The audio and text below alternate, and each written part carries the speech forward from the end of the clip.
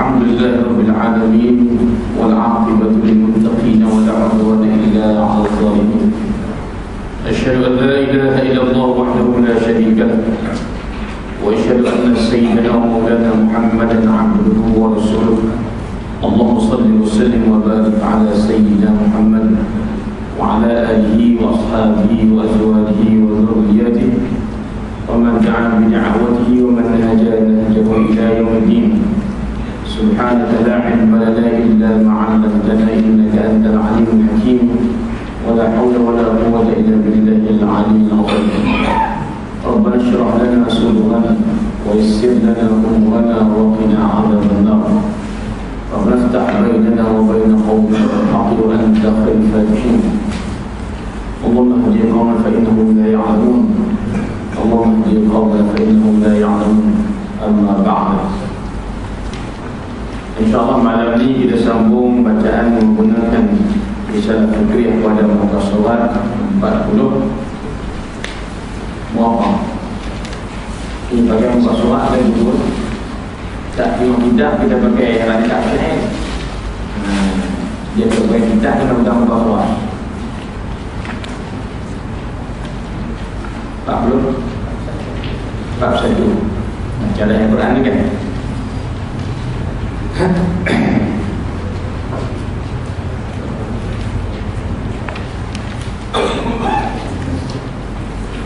Kita baca sikit. Tajuk kita untuk baca hari ini ialah berkaitan dengan hukum akal dan bahagiannya.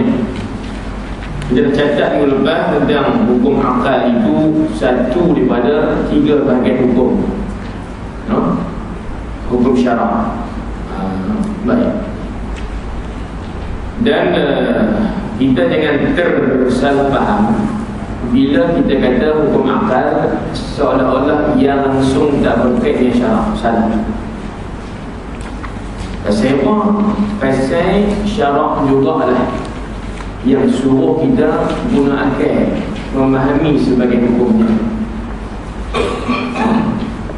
Bila Allah Ta'ala suruh kita fikir, maknanya fikir dengan akal, fikir dengan otak. Otak tu dia material, tapi perbuatan berfikir itu akal. Berakal berfikir itu ialah arahan Allah Ta'ala. Bila Allah Ta'ala suruh fikir, kita pun fikir. Bila kita fikir, kita dapat beberapa keputusan dan kesimpulan. Antaranya kita dapat kesimpulan dengan akal kita, Allah mesti ada, Allah tak boleh ada. Tak apalah. Jadi soalan kita ialah keputusan akal kita tadi bahawa Allah mesti ada, dia dapat akal. Baik. Hukum akal itu syarak atau tidak? Jawapannya ya. Pasal fikiran itu, makna berfikir itu pun asasnya Allah yang suruh. Selesai. Itu.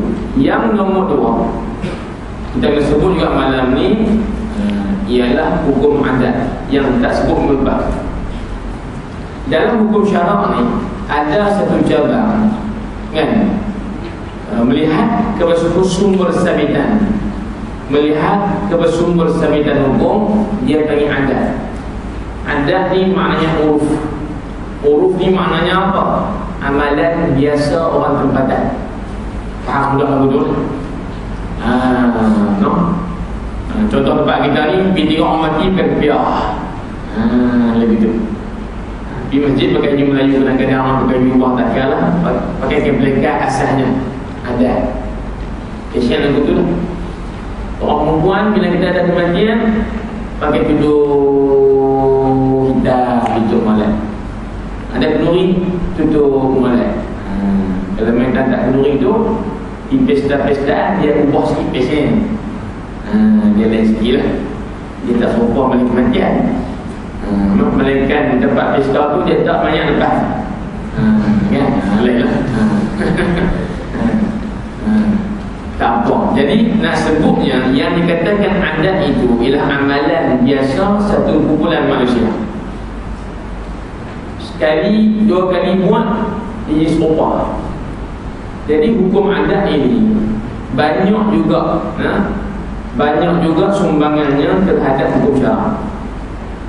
Bahkan sebahagiannya sabitannya sah atau tidak dengan adat, dengan uruf. Soalan kita nak beritahu, hukum yang sabit dengan adat tu iktiraf tak oleh syarak? Syarak iktiraf ke tidak? Pakai tidak? Jawapannya ya. Bila syarak mengiktiraf hukum adat, kita boleh habaq di belakang kita kata hukum adat tu syarak juga. Begitu. Walaupun sabitannya melihat kepada amalan masyarakat setempat, tetapi kerana Allah Ta'ala suruh wa'mur bil'urfi wa'ana al-musyrikin, wa'mur bil'urfi, kamu kena suruh buat kebaikan. Tafsiran pertama, wa'mur bil'urfi, kamu kena beramai dengan adat uruf. Itu tafsiran kedua. Maknanya ayat itu dia suruh kita rujuk adat dalam menetap sebagai hukum. Contoh paling mudah, kita sembahyang jalan 3 langkah berturut-turut, apa hukum? Sembahyang sah sangat-sangat atau batal sangat-sangat? Dua pilihan jawapan. Dia berjalan satu sembahyang macam jogging. Contoh, kita jalan 1, 2, 3 langkah berturut-turut tanpa henti. Sah tak sembahyang kita? Kita kata tak sah. Apa alasan tidak sah? Kita kata pasal bergerak banyak. Nampak? Sembahyang ibadat benar diam. Munajat kita dengan Allah, kita diam. Tapi bila kita berjalan, itu dah berlawan masuk ibadat. Sembahyang lah, kalau puasa memang haji kena berjalan lah. Haji tak mau berjalan juga, tak sah. Nah, jadi passion sembahyang ni ibadatnya munajat. Kita berdepan dengan Allah Ta'ala, kita berdiam memandang diri, kita tak bergerak. Sukun, diam. Tiba-tiba kita berjalan 3 langkah berturut-turut. Jawapannya batal sembahyang. Alasan sebab gerak banyak. Soalan kita ialah, yang kata bergerak banyak batal sembahyang itu siapa? Itu dia tanya. Kita mengaji, kita berhenti langkah 3 kali berturut-turut batal. Batal apa sembahyang? Sembahyang tu syarak suruh Allah suruh. Bila batal tak terpakai, kena sembahyang lain. Betul. Tapi hak yang tu kata 3 kali berturut-turut langkah batal tu, siapa kata? Adat. Uruf kita, amalan kita, duk passion, duk kira. Kalau sekali orang bagi sikit, no, dia tu memang nak raya main sekali, dia raya ayat begitu. Nah, baru tak main juga, baru berapa kali main. Dia begitu. Tapi kalau dia tu memang tak, Allah yang kita tak berhenti. Aku nak bilang dia tadi, bukan sekali 2. Dia sebut hak sikit tu bukan sekali 2. Makna 3 naik kata tu banyak. Kita dah faham mengotak kena amalan harian kita. Kalau nak habaq benar tu banyak, kita ada 3 naik kata. Adat kata dulu. Nampak? Tak banyak saya ni tulis biji ya. Adalah 2 biji, abang bini sebutir. Ada gitu. Saya sebutir, bini sebutir, mutu 2 biji tak banyak. No? Dah. Mainkan 3. Banyak mutu baru 3-4 biji. Anak sekolah. Bini pergi pejabat macam-macam. Bila sebut 3 dia kata, kita menyemang, kita kata banyak. Adat kita lah tu. Nah, jadi bila kita sembahyang tu hukum syarak suruh, tiba-tiba bergerak 3 kali. Uruf kata, adat kata 3 kali tu banyak. Bila banyak bergerak tu bukan sembahyang tu, itu, maka dia hukum batal. Kesimpulan kita tadi bahawa bila hukum yang sabit dengan uruf, dengan adat juga dikatakan sebagai hukum syarak. No? Cuma orang asing-asing yang tu pasal apa Ustaz? Sebab nak mudah faham, hukum ni sumbernya ambil mana. akal kan, adakah Quran sunnah dah. No? Kita kutip balik bulan jalan. Kutip hukum adat bulan jalan, ambil hukum akal bulan jalan, ambil hukum syarak yang sabit dengan Quran sunnah bulan jalan. Ini sekali itu jalan. Semua tu main daripada Allah Ta'ala belaka. Mudah faham pun. Kau tak fahami tetapi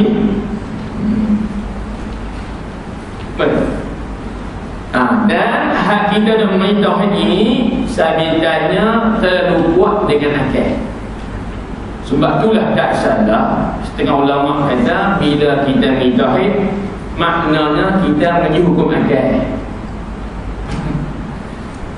Pasal akal yang kuat menyebabkan hukum-hukum tauhid. Allah mesti ada, baharu saya tak ada dan sebagainya. No?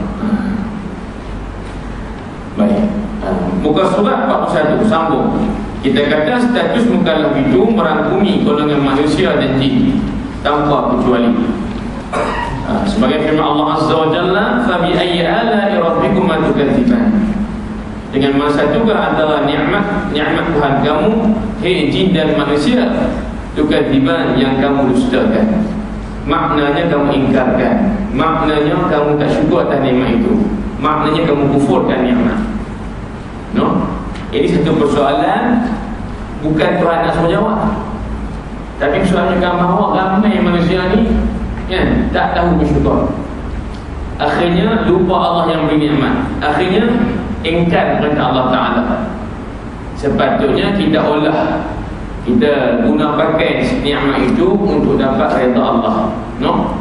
Dengan kita laksana tuntutan dan tinggal larangannya, tetapi kita salah menggunakan nikmat tersebut, maka lebih kufur nikmat. Lalu bukan redha Allah tapi laknat Allah yang kita dapat. Ini persoalan ini ditujukan kepada kita dan juga jin. No? Hak kita terbaca Allah ni dia berkait dengan apa? Ta'rifan mukallaf. Panjang lebar. Jadi baca sekali lagi firman Allah yang kedua, sanafruhu lakum ayyuhas thaqalan. Kami akan hanya menguruskan hitungan dan balasan amal kamu sahaja pada hari kiamat kelak, manusia dan jin. Soalannya ada timbul sini, mukallaf itu siapa? Orang saja ke manusia saja? Kita jawabnya manusia dengan jin.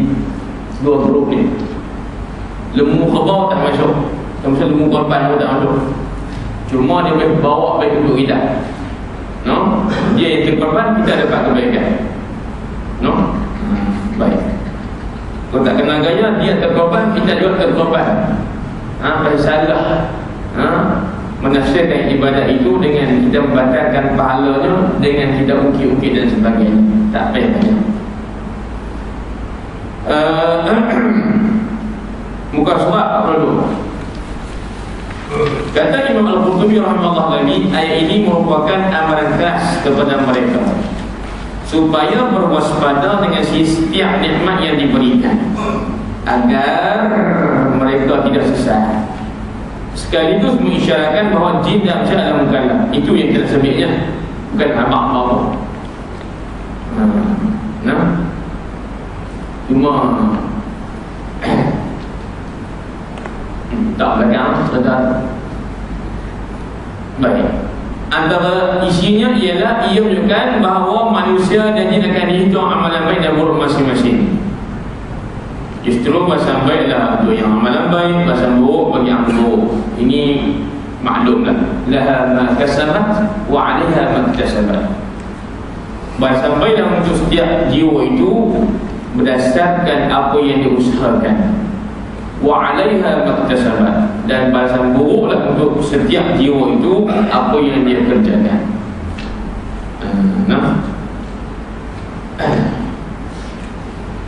Orang kata apa? Buat baik dibalas baik, buat buruk dibalas buruk.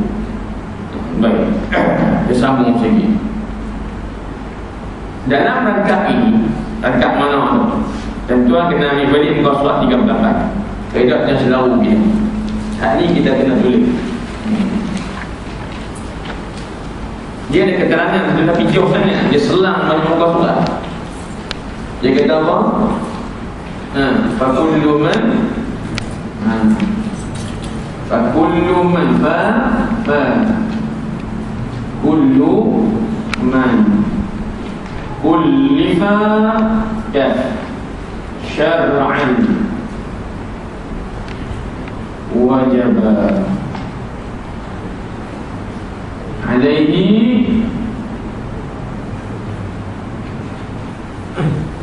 main apa elok sikit no?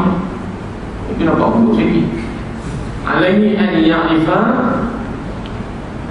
ma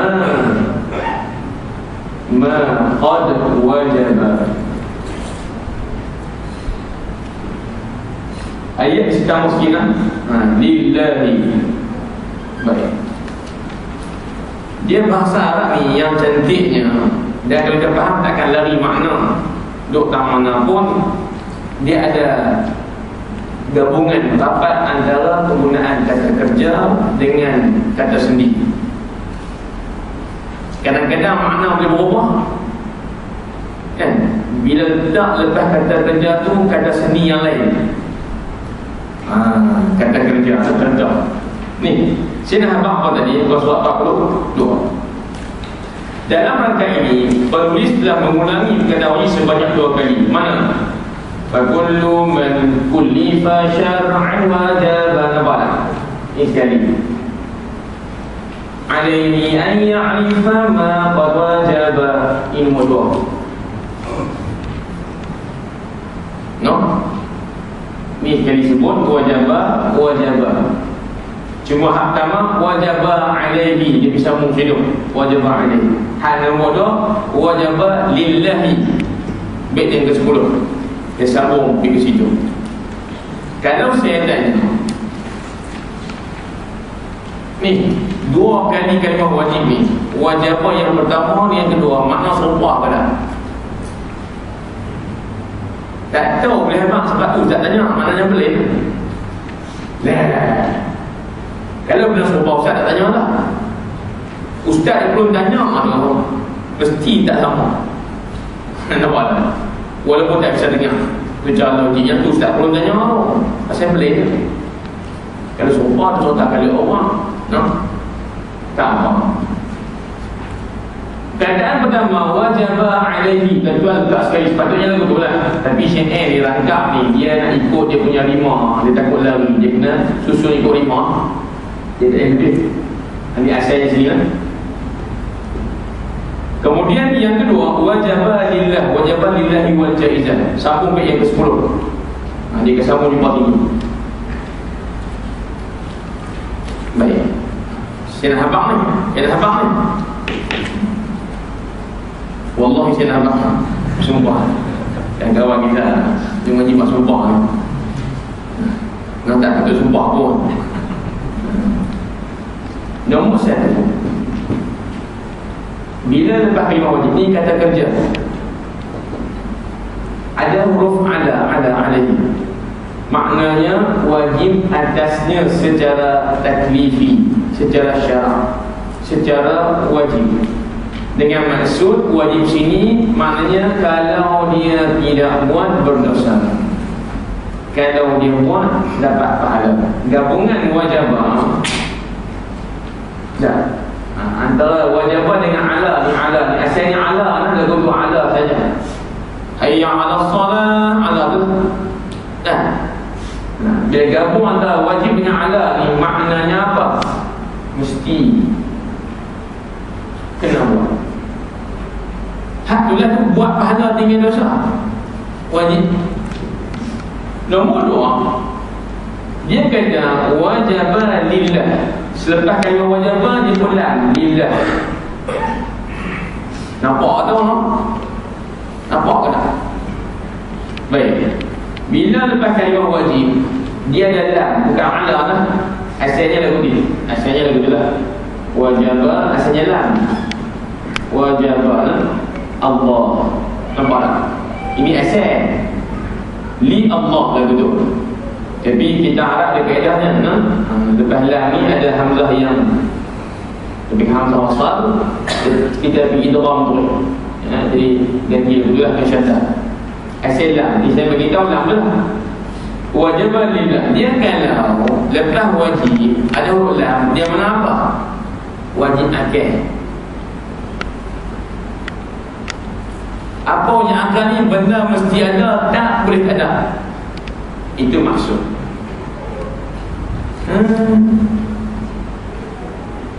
فَكُلُّ مَنْ كُلِّفَ شَرْعًا وَجَبَ عَلَيْهِ أَنْ يَعْرِفَ مَا قَدْ وَجَبَ لِلَّهِ. Wajib alaih maknanya mesti dia mengaji. Tak mengaji dosa, mengaji pula. Bukan dekat tak dosa, pahala pula. Mau tak mau kena mengaji sebab dia tak kita. Wajib alaih macam sembahyang. Sembahyang wajib atas kita. Puasa Ramadan wajib alaina, atas kita. Ala. Wajib setiap mukallaf mesti dia kenal apa dia? Ma'rifah, kenal Allah Ta'ala. Baik, kenal nombor satunya segala sifat yang wajibah, yang mesti ada bagi Allah. Tuan, wajibah lepas tu lam, wajibah lillah. Maknanya wajib akal. Maksud wajib akal, benda tu mesti ada. Jadi nombor satu yang kita kena, yang wajib kita kena ialah sifat yang mesti ada bagi Allah, tak boleh tak ada. No? Tak payah kan? Senang. Senang. Ustaz tanya lebih payah ke tak lebih payah boleh tu? Asal senang lah. Kita tanya payah, jadi payah.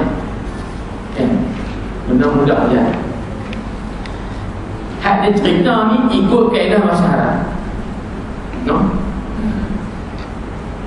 Tu nak mengaji ke? Tak mengaji terjemah semua lain. Wajib sini ni kena atas kita. Atau bukanlah kita yang kena buat. Wajib nombor dua ni, ini sifat yang wajib bagi Allah. Sifat yang mesti ada, tak boleh tak ada. Contoh qudrah, irada, ilmu, hayat, sama, basar. Kalau saya tanya kan,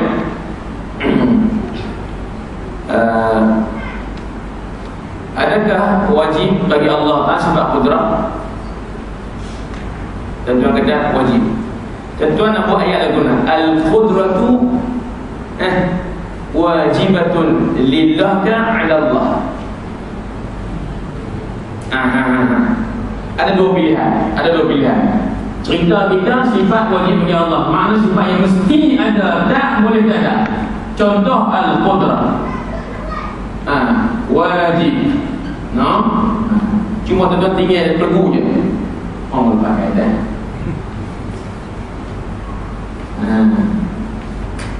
Ni kita nak ngaji ni. Qudrah ni sifat Allah kan? Berkuasa dan sebagainya. Sifat qudrah itu wajib A, B ala Allah. Pilihan kedua ialah lillah. Senang. Apa ni? B ataupun A? Tak usah C dah lah. Jadi sini jawapannya ialah B. Siapa ya? B. Tajuk kita ni sifat apa ni? Qudrah. Qudrah ialah sifat yang mesti ada bagi Allah. Nak habaq kata mesti ada, wajibatul lillah. Apa? Jadian baik. Lepas wajib adalah maknanya apa? Hukum akal, wajib akal. Apa wajib akal? Benda tu mesti ada, tak boleh tak ada. Qudrah mesti ada pada Allah, tak boleh tak ada. Baik, bila buat si tukar tu contoh, si tukar Nabi fahamnya. Boleh hari semua orang tak menulis tu. Itu kan si. Itu kan. Sebuah as-salat. Nak bagi faham semua ni bukan kita nak main dengan contoh yang bagi tahu.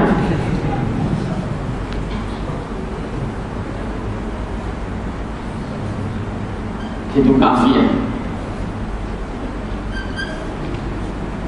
Dia kata sembahyang itu wajib. Kita Muslim lah, ada kena sembahyang kita.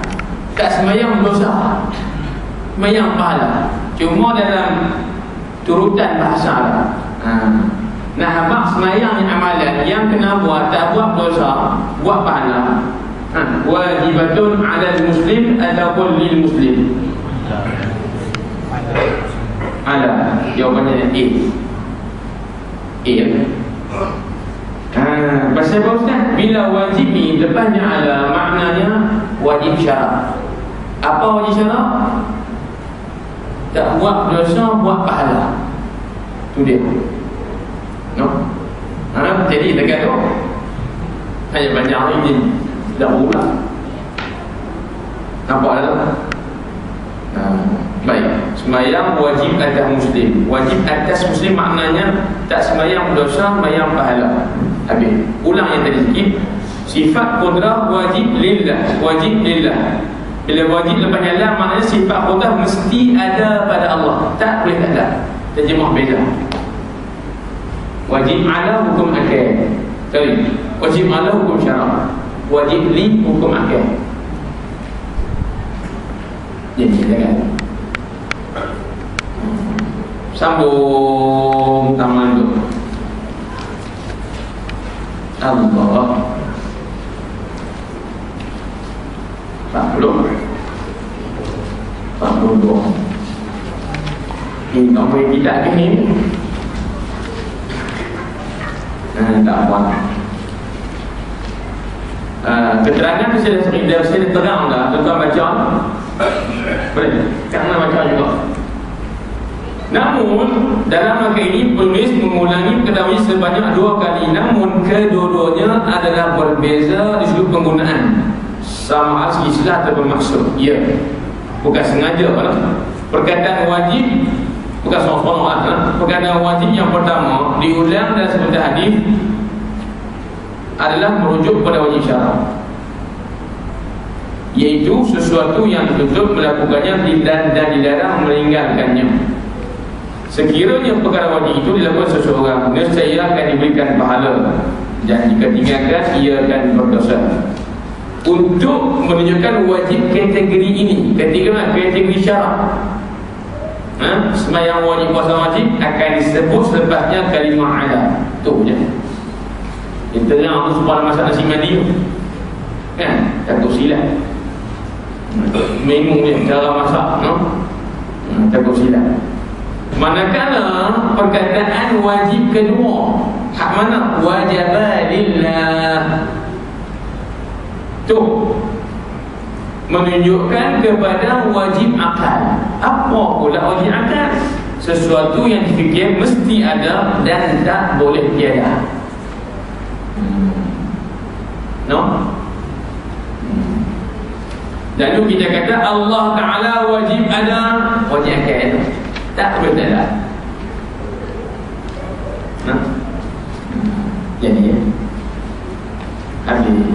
Masuk bait yang ke-10, sambungan hak 9 tadi.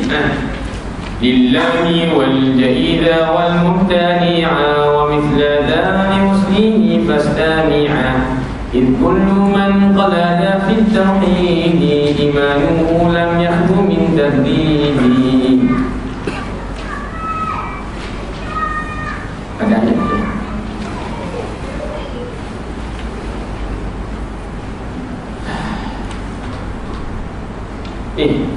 Wajib kita kena pertamanya sifat wajib bagi Allah lillah. Nombor 2 wal jaizah, dan perkara harus, yakni sifat harus bagi Allah. Wal mumtani'ah, dan yang ketiga wajib kita kena tahu juga ialah mumtani'ah, maknanya sifat mustahil. Sifat mustahil. Mumtani' ni istilah yang masyhur, kita sebut mustahil aslullah. Ni sama tadi wajibah tadi ujung-ujung ni lillahi wal jaizah wal mutani'ah. kemudian wa mislaza liyuslihi. Kau dicampur ni kalau tuan-tuan, saya tak kira lah. Dia campur apa-apa. Fastami'an.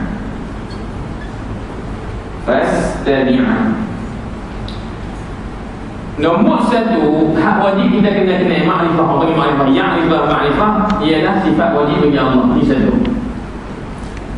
Nombor dua, sifat harus bagi Allah.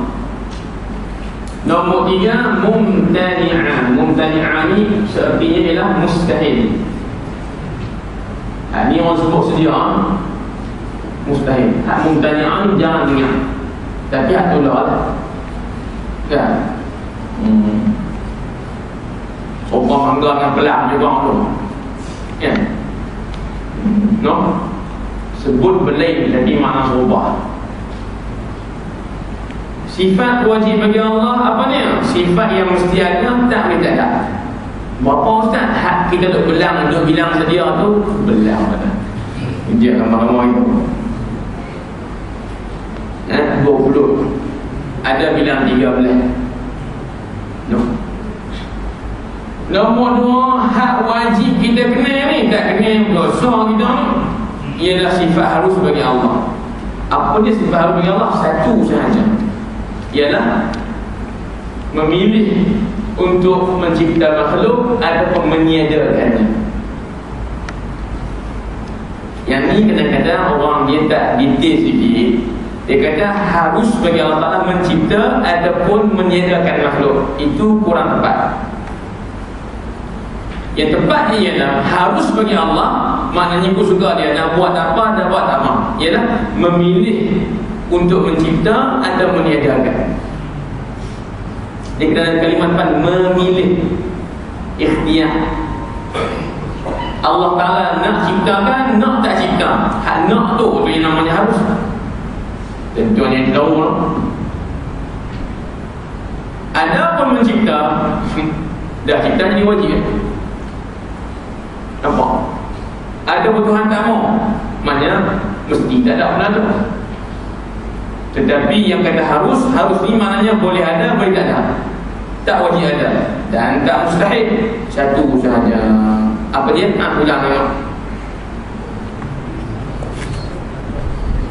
Memilih untuk mencipta ataupun meniadakan makhluk. Memilih itu. Betul. No? Jadi baik, saya tanya, berapakah kategori sifat yang wajib kita kenal yang berkaitan dengan Allah? Dan ada berapa kategori? 3. Pertama sifat wajib, nombor 2 mustahil, nombor 3 harus. Bilang ke mana pun dah silap sebut dah baru. Boleh? Baik. Wa mithlana, dan sama seperti ini. Tentu saya nak nampak ni. Tentu tahu mana dia ada. Ada ana, ada kitabun, ada.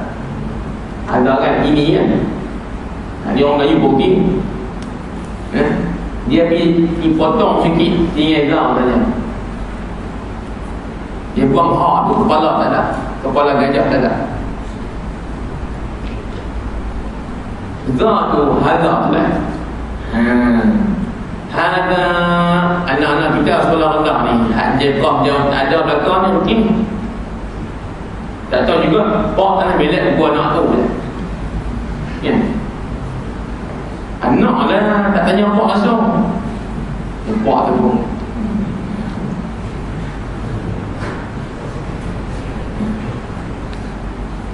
Tapi tak ni ada terkelah, tapi dia cakap Bali. Jumpa dah sekali.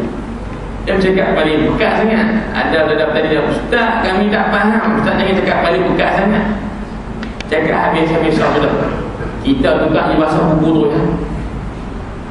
Oh tak apalah. Tadi pun semua tu dia ada slang Bali sikit. Tak apa. Bahasa Bali ni kadang-kadang orang seronok bukan bahasa faham. Bahasa seronok dia. Kerana tak faham pun tak nampak sekalian. Dah orang kalian sekalian tapi tak faham. Tapi seronok tanya. Macam dengar lagu orang putih tak faham pun seronok. Begitu dia kata.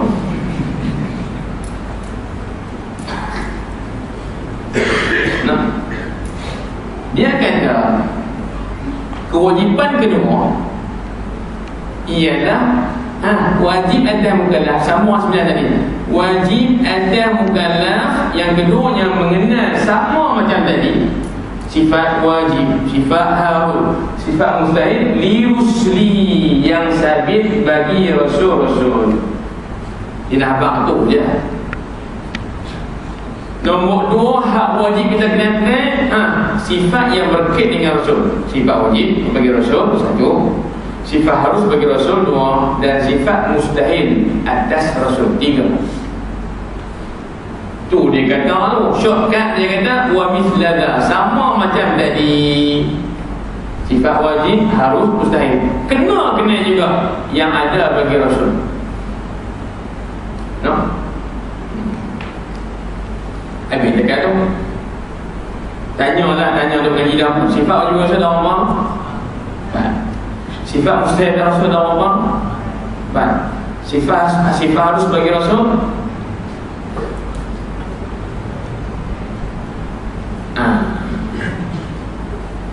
Bukan juga tu. Sifat harus bagi rasul satu je. Ya. Apa dia sebenarnya? Harus bagi rasul bersifat ia dengan segala sifat makhluk, merujuk pada tabi'i sebagai makhluk biasa, sebagai manusia. Baik. Sifat wajib 4 bagi rasul, sifat mustahil 4 atas bagi rasul. Satu yang harus kita akan jumpa kemudian. Kalau orang tanya apa makna sifat wajib bagi rasul, jawab ialah sifat yang mesti ada dan boleh tak ada bagi rasul. Mesti kena ada. Rasul mesti kena sifat tu. No? Sebab sifat wajib rasul maknanya sifat yang wajib secara akal mesti ada pada rasul. Kalau tak ada, dia bukan rasul. Hal kita bilang tu lah. Apa dia? Sidik, amanah, tabligh, khatanah. Siddiq, amanah, tabligh, khatanah. Dan seumpamanya. Jadi lu sambung.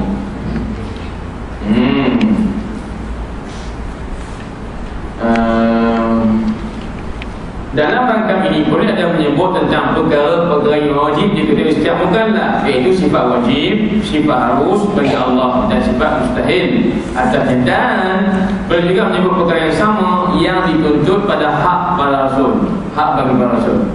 Dalam setengah huraian ni tinggal satu lagi yang kita tertanya-tanya, kalimat fastami'a. Dan kalau pasal dalam fastami'a ni dia ada sin, mim, ain. Sin, mim, ain. Sami'a, yasma'. Fastami'a tu dia ada siap. Dia bersolek sikit. Qala alif dan ta lah. Alif belakang. Asalnya tuan tubuh saya sin mim ain. Itu asal. No? Tengah ulama bila dia terjemah kalimah fastami'a dalam rangka ni, hak kamu dia kata terjemah biasa. Fastami'a ni bagi bahasa sama' kan. Maka dengarlah kamu, jangan tak dengar no. Maknanya ngaji tu bagi faham, dengar dan faham. Apa dia? Sifat wajib bagi Allah, ada sifat bagi Allah, sifat bagi Rasul. Fastami'a, dengar, padi. Itu terjemahan biasa. Terjemahan nombor 2 untuk melengkapkan huraian dahsyat dari perhuraian tauhid ataupun berbahasa tauhid, dia kata fastami'ani maknanya sam'iyya. Dan tuan dengar kalimah sam'iyya kan? Contoh macam syurga, pahala, neraka, yang tu perkara yang wajib kita beriman, betul tak? Wajib beriman dengan syurga, betul. Wajib beriman dengan ada neraka, ya. Wajib adanya pahala dosa dan sebagainya para malaikat, jin. Wajib beriman. Cuma nak tanya, dia tengok juga. Jangan tengok di video rumahku syurga aku tu lain. Satu cakap kau orang rumahku syurga aku, bila lompok kau apa? Aku bilang tak, tak mau panas. Bahkan ada ekor nak hidup. Dia bukan aku tu lah orang. Duduk rumah kiam keling ya. Saya tengok muka lagi berkeling. Saya tengok muka ni kena hidup. Oh sumpah syurga apa lagu tu. Tak apalah satu dah tu syurga kiasan. Maksudnya kita dengar tentang syurga ada. Kita orang beriman wajib sebab Quran cerita ada syurga. Cuma kita ni tentang syurga tu dengar je, tengok tak biasa. Betul.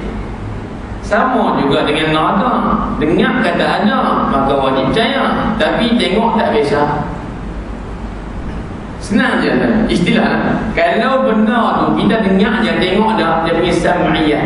Maknanya benda yang hanya asas kepada maklumat yang kita dengar. Tengok tak biasa. Dia pun nama sam'iyah. Jadi ulama kedua ni bila dia terjemah kalimah fastami'a, dia kata fastami'a ni mana? Hei, nombor 3 wajib kamu kena kenal juga, kena tahu tentang perkara-perkara sam'iyah. Dengan tersirat sam'iyah makna 3 perkara yang wajib kita belajar dalam tauhid. Pertama sifat Allah, yang kedua sifat Rasul, yang 3 perkara sam'iyah. Nampak? Baru ni pun teknikal ni. Dia baca nak teknikal ni, tak masuk isi dia ni. Teknikal lah, duduk beda-beda mana hukum akal lah, mana tak mana. Dia dah tuan-tuan. Jadi kalau orang tanya isu ni, Ustaz saya tak faham lah rakaat nombor 10 ni fastami'a atau mana apa. Abang saya ada 2 terjemahan.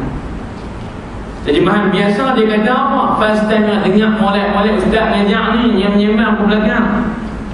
Contoh kan? Hal nombor 2 fastami'a mana apa? Ni 3 benda yang kita kena wajib tahu. Pertama sifat Allah, kedua sifat Allah, yang ketiga perkara sam'iyah, dengar bagaimana. Sam'iyah itu ialah perkara iman yang wajib kita percaya, yang kita tak bisa tengok dengan mata, sentuh dengan tangan tak bisa, tapi hanya dengan dengar dengan telinga. Dia pun nama sam'iyah, sama. Jadi ya.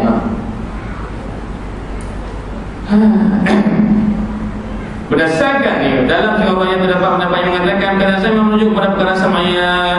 Dengan kefahaman ini maka yang menunjuk kepada perkara ketiga daripada perbahasan ilmu, iaitu as-sam'iyah. Berdasarkan benda ini boleh ingin menyebut bahawa dengan benda itu bagi tiga bagi yang pertama bagi ketuhanan, kedua kenabian, ketiga perkara sam'iyah. No, saya nak kitab ni, saya cuba nak kata apa mendekatkan antara beberapa khilaf ulama. Hak kita dengan ngaji ke kampung ni dah masuk ustaz tu kian dia tu sedap sebut kampung. Kita nak mengaji dia biasa dengar uluhiyah, rububiyah, uluhiyah atau ilahiyah, nubuwah dan juga sam'iyah. Ingat 3. Tapi anak kita mengaji SPM, subjek Quran Sunnah, dia sebut pelik sikit. Kita ni bila mutahid, 3 asas, 3 benda, 3 bab kita kena mengaji. Tengok bawah.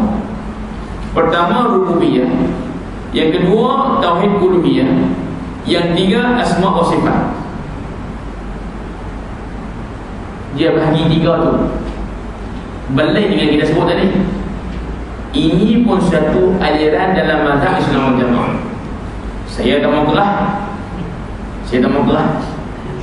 Maksud saya tak mau kelah ni, tak mau menolak mentah-mentah. Pasal kampung yang sedikit syadi, keras sedikit. Dia kata hak yang betul hak atas 3 ni. Hak bahagi bawah ni rububiyah, uluhiyah, asma wa sifat, macam dalam buku SPM kita tu, ada banyak lala ni tu. Itu dia kata tu kau muda tu. Dia pergi kata tu.